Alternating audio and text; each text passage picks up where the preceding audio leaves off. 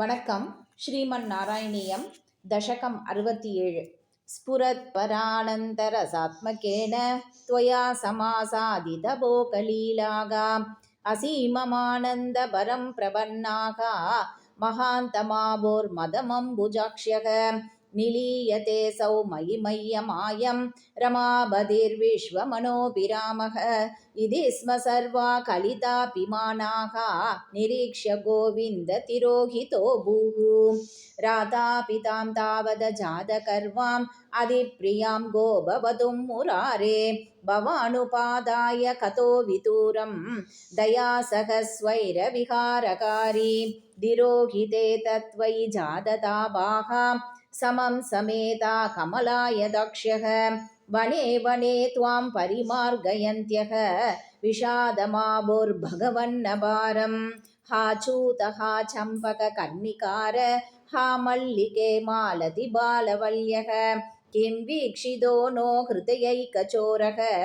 इत्यादितास्त्वत्प्रवणाविलेभूः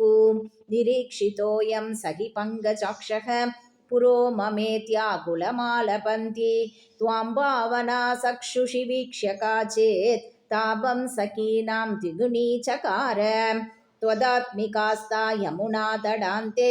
तवानुचक्रु किल चेष्टितानि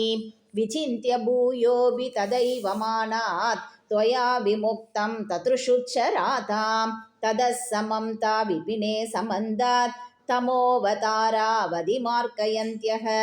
पुनर्विमिश्रा यमुना तडान्ते